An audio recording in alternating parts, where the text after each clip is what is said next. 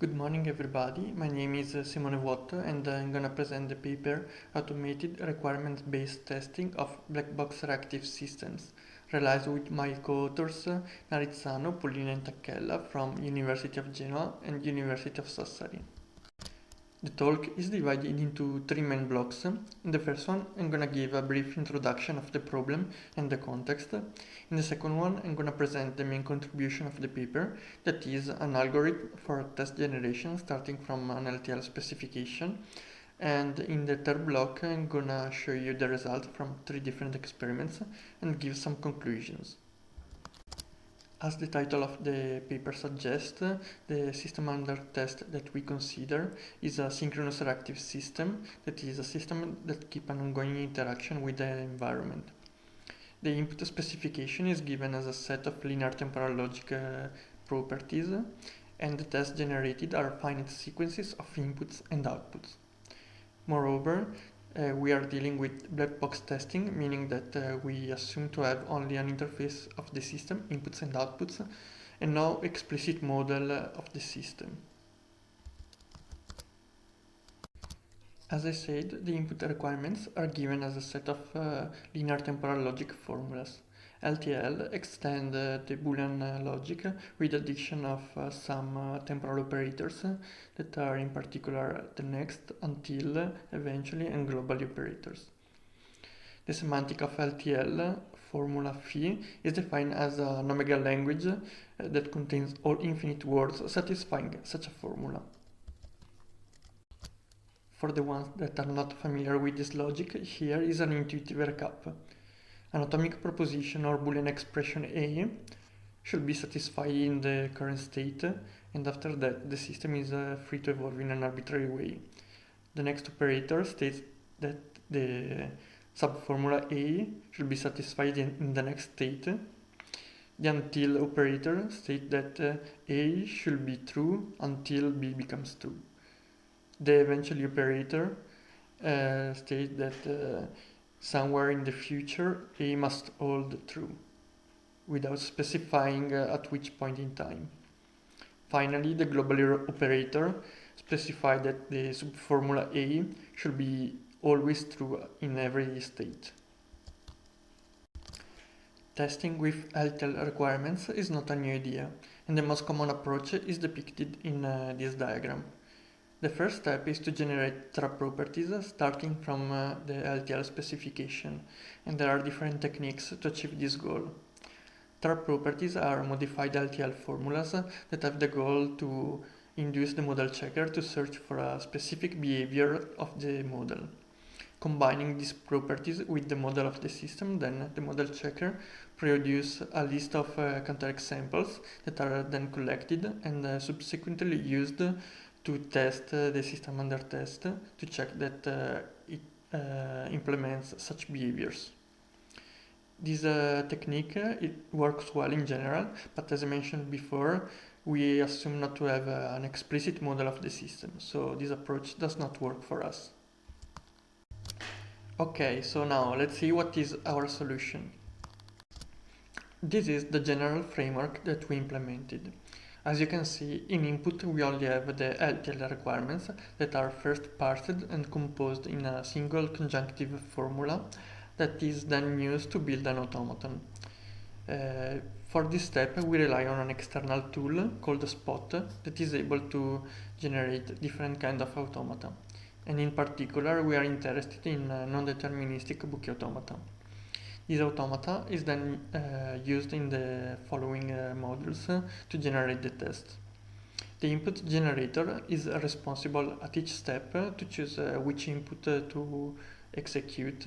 The testing environment takes the input and executes it on the system under test, retrieve the produced output, and query the test oracle to check that the produced output is valid.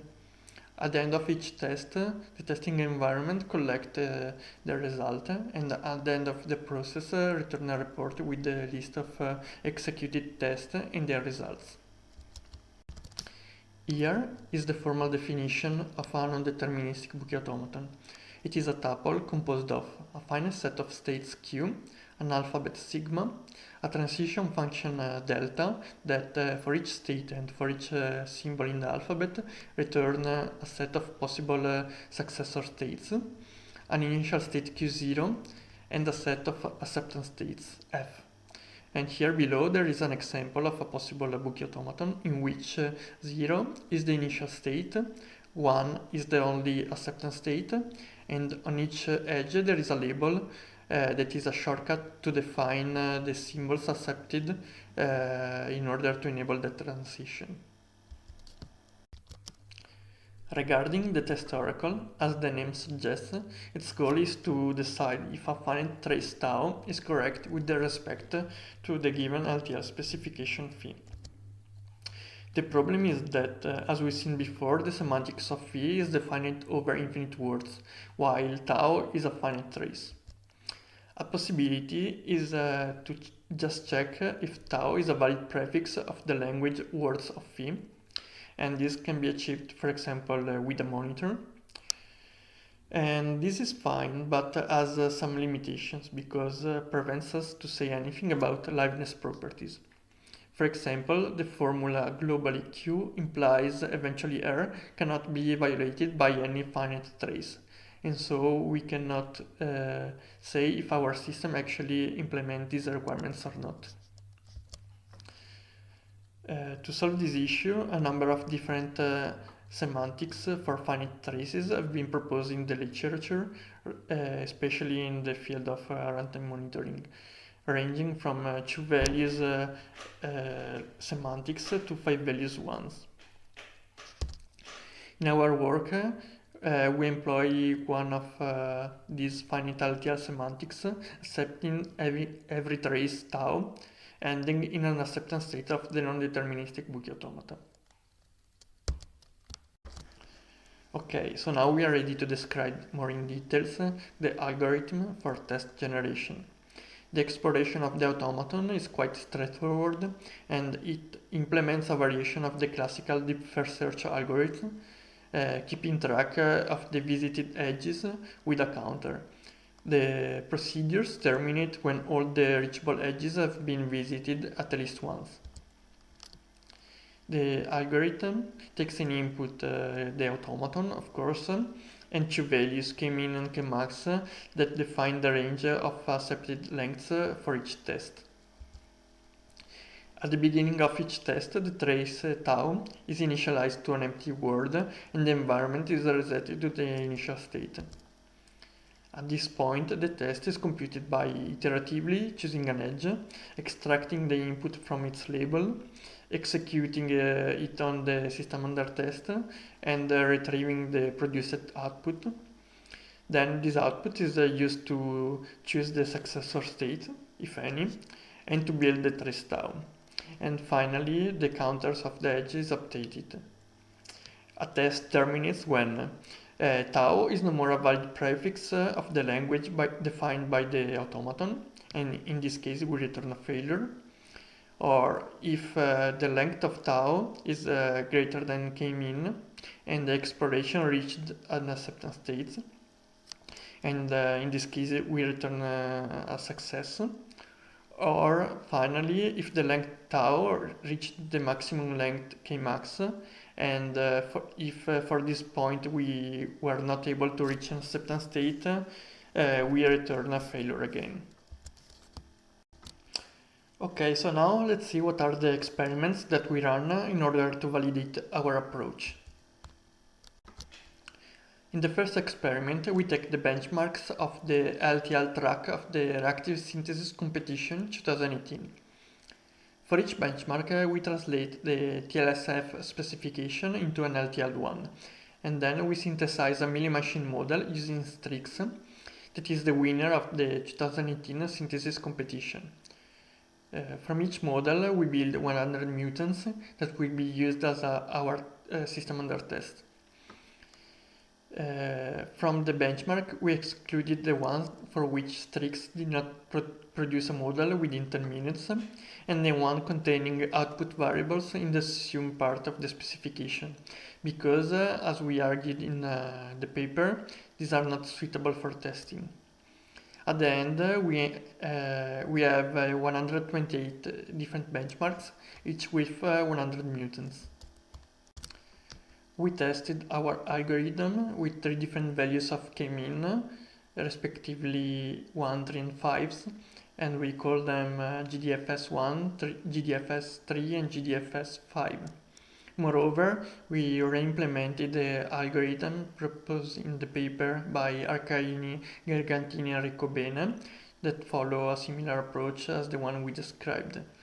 In particular, they use a monitor instead of a Büchi automaton, and they propose 2 different exploration strategies that are a guided walk and random walk. All the algorithms have been executed with Kmax equal to 100. The 2 plots below show the results for each algorithm. In the first one on the left, the plot shows the number of mutants killed per benchmark. As you can see, GDFS3 and GDFS5 are consistently better than all the others. Moreover, it is important to notice that for more than 60 benchmarks, guided walk and random walk are not able to find any mutants. This is due to the fact that these benchmarks only contain liveness properties, and as we discussed before, monitors are not suitable for this kind of specification. The plot on the right shows the average number of steps per benchmark. The number of steps is computed as the sum of the length of all the tests executed for each mutant, and this number is averaged over the 100 mutants per benchmark. As you can see, for most of the benchmarks, usually a few hundred steps are enough to stop the testing.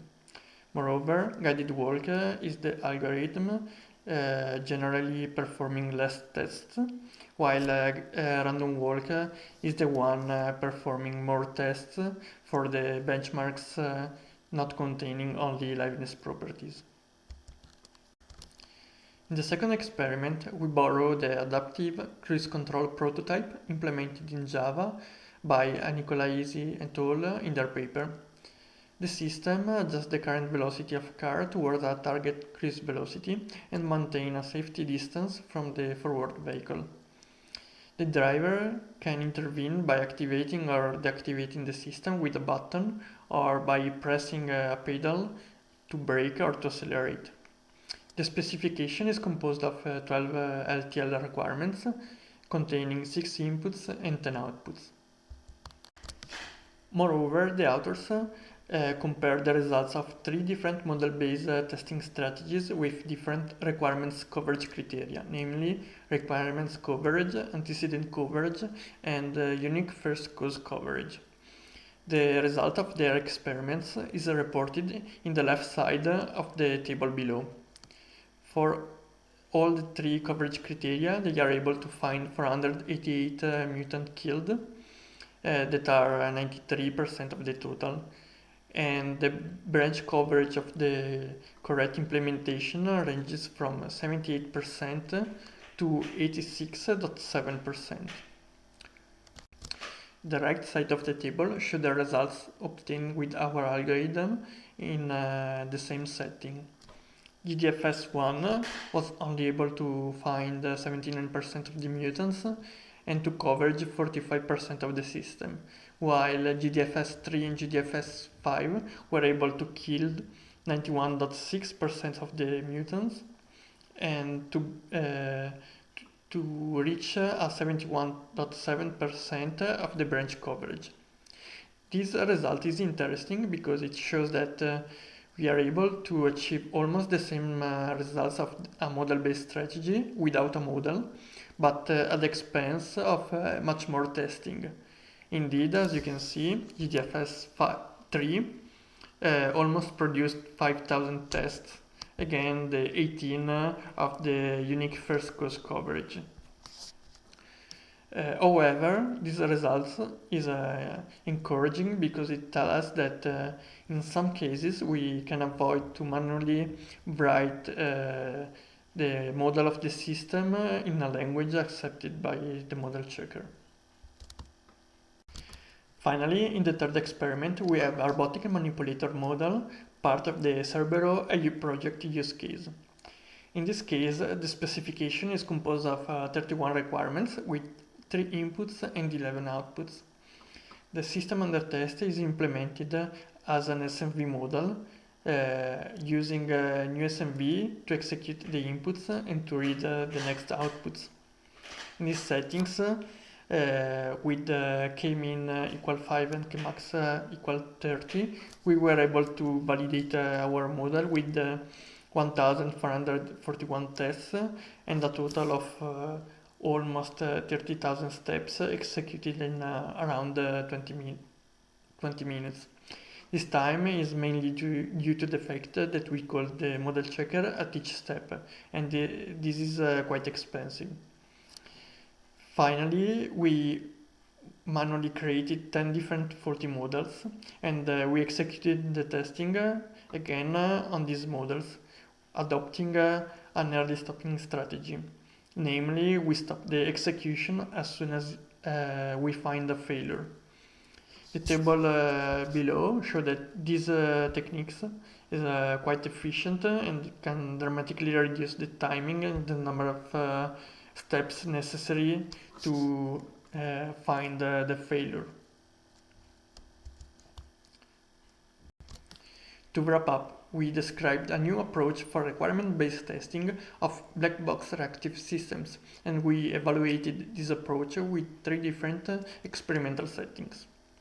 The results are promising, and they push us to keep going in this research and to extend the current framework in new directions. Finally, the implementation of the algorithm is freely available in our SpecPro Java library, available at this URL. Thank you for your attention. I will be available online for questions. Thank you.